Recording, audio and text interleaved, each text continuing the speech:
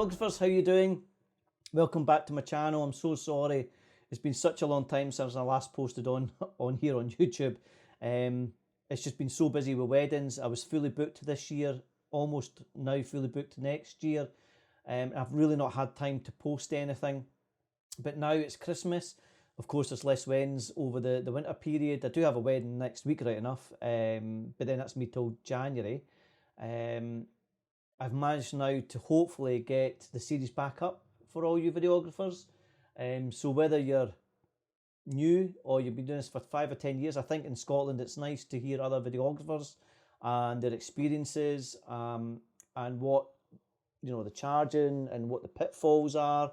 Because when I first started out, most of the videographers I listened to were in America, and I based my style on the American style, which was great. So I wanted to talk about different things throughout the series. I wanted to talk about pricing, which I've mentioned before, about knowing our worth and not a race to the bottom, which seems to happen quite a lot for photographers, videographers, and just across a whole field of different professions. But I also want to talk about audio, cameras, how to get that cinematic look, your song choices, dealing with other professionals from the venue to photographers, to cake makers, to the celebrants, but also how to master your craft so that you can charge and make more money.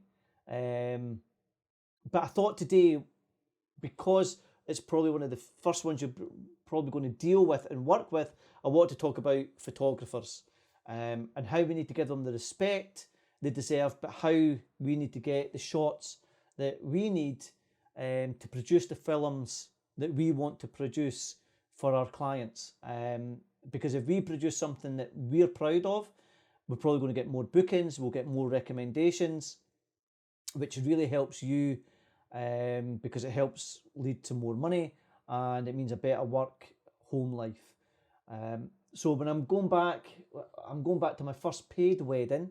I was really nervous in my first paid wedding. The photographer, I think he'd probably been doing weddings for 10 years plus, 15 years. And, you know, he was straight in. You know, he's talking to the bride and groom. You know, he's talking to the bridesmaids. He's laughing and joking. And don't get me wrong, he was genuinely a really nice guy. And for me, who was just starting out, I took a backseat straight away, and he very quickly took the lead.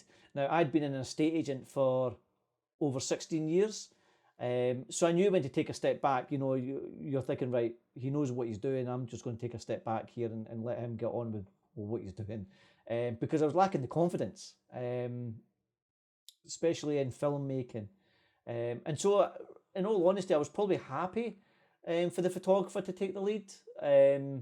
And while it's great when you're first starting off, you quickly realise that if you want to become the filmmaker you've set out to be, then really you have to take a lead. I never got the shots that I was really hoping to get.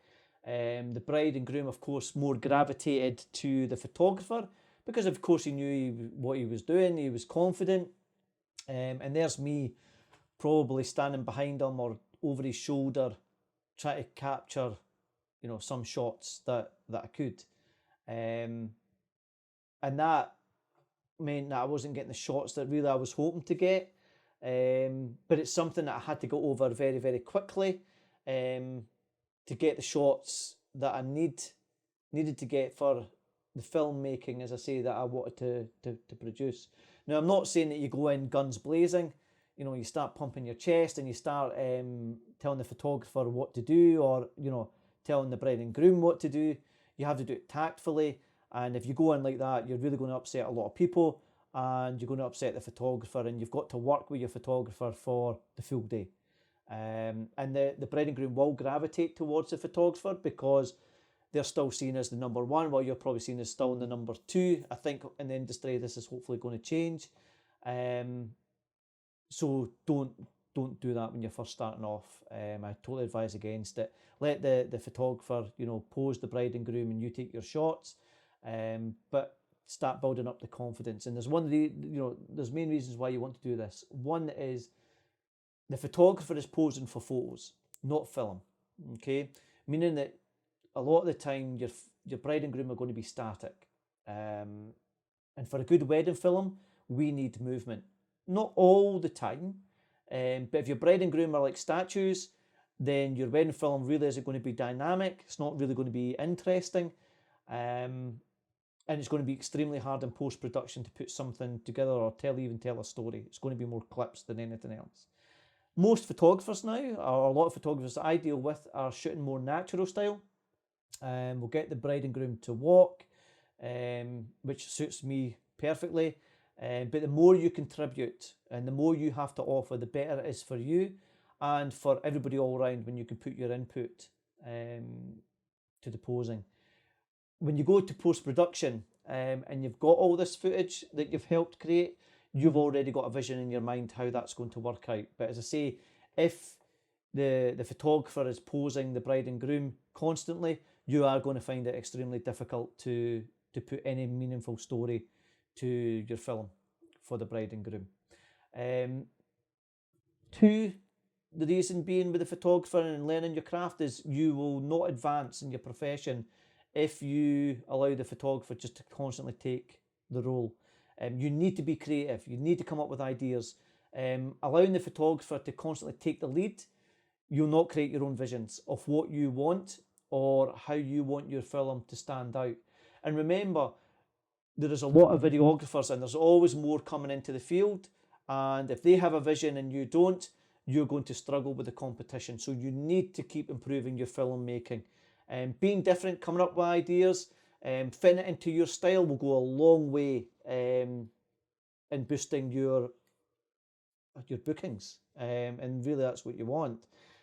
So before I go away to a wedding, I always check out the photographer's website, look at their photos, check their bio.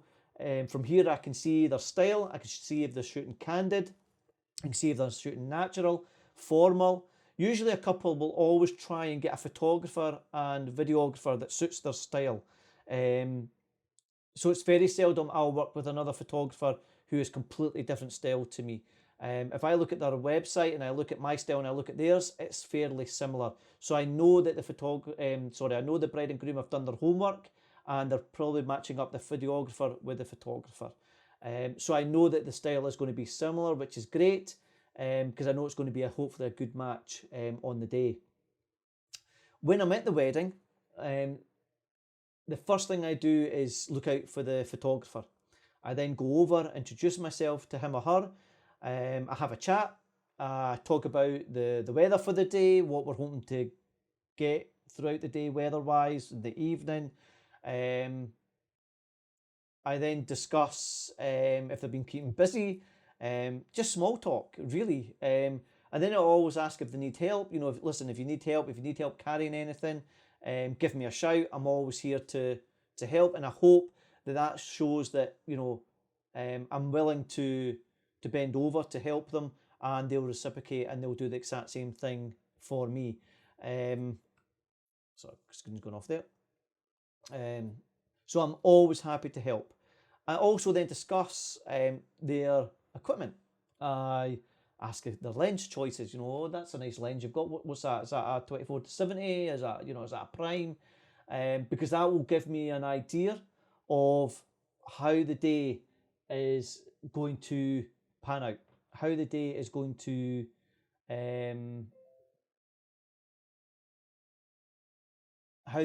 pan out, and what I mean. So, for instance, if they shoot wide and they're shooting on a wide lens, they're going to be shooting wide throughout the day, which means I'll get into their shots if I go very, very close up to the couple. They might be shooting tight, and what I mean by that, they might be shooting on a 70-200 from a distance and zooming in, or a 24-70, so they've got zoom lenses, so I know they can be further away, but zooming into the bride and groom, which means I know I can get slightly closer to the side without getting in their shots. Or, of course, they might be shooting prime lenses, and the problem with prime lenses for me is that the bride and groom, if they're static, the photographer will walk up to the bride and groom to get close-up shots, and then he'll walk further away, which means if I'm filming, he's more likely to get into my shots because he's always moving backwards and forwards. So if I go further away, he's going to walk up. Or if I decide to go close and he goes further away, I'm in his shot. And then that's sometimes an issue. So that's why I always ask about the lens shots.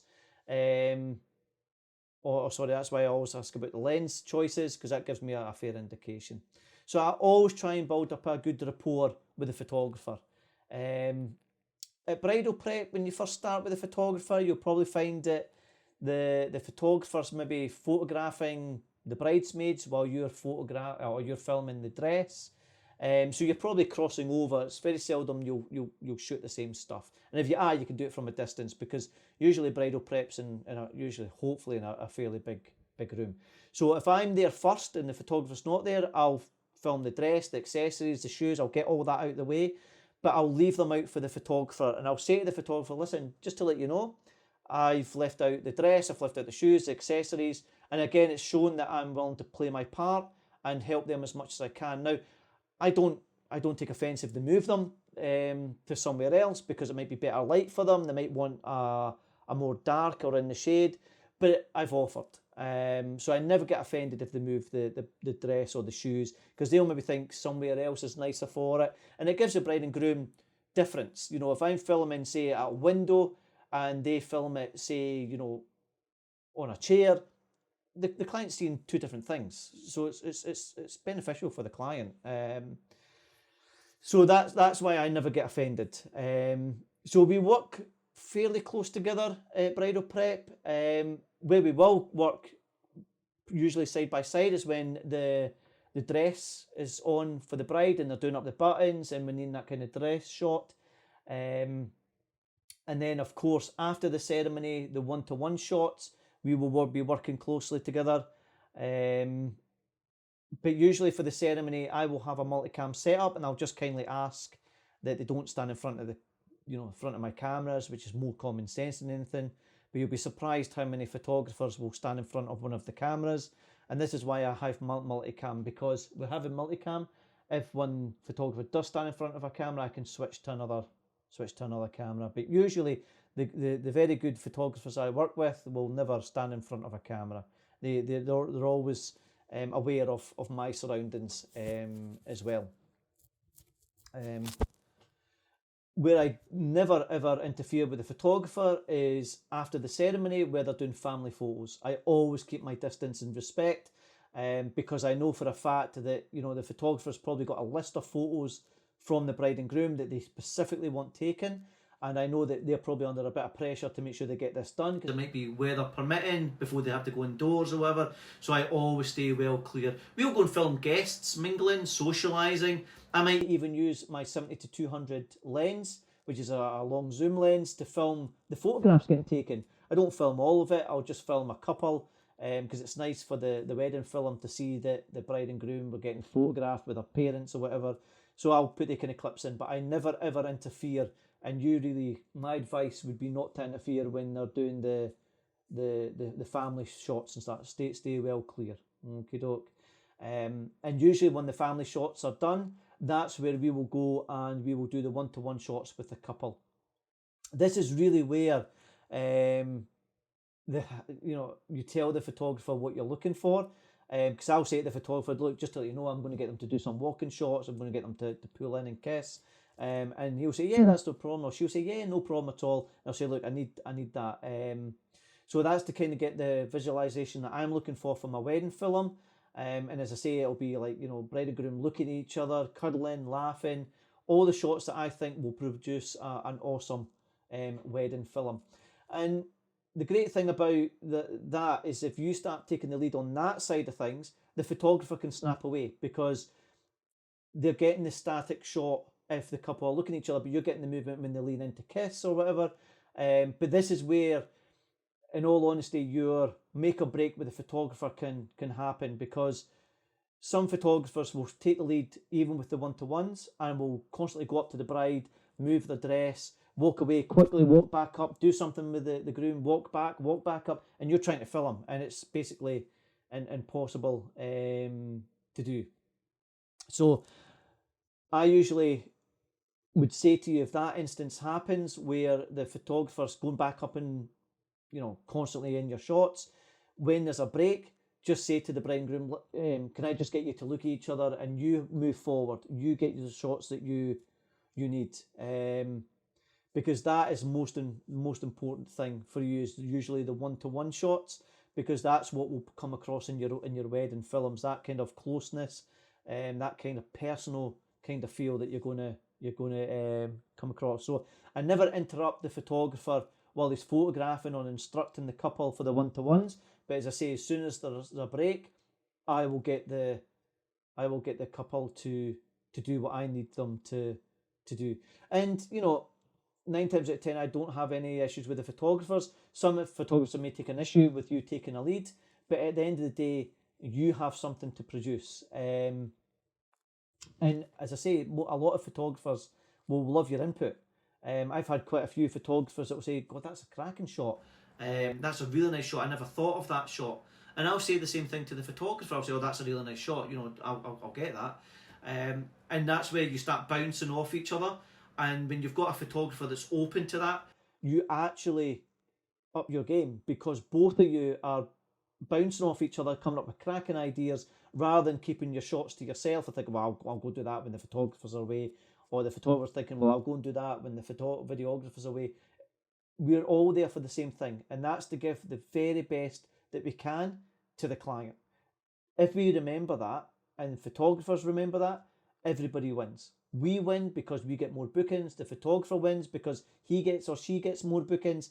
Everybody wins in that scenario. And of course, it fulfills your vision in your film, and it then builds your confidence because you're now talking to the bride and groom more. You've now got the shots in your mind that you're looking for, and that is the most important thing for you. So yes, work very well, or try and work with the best that you can with the photographer. Sometimes it's not going to happen.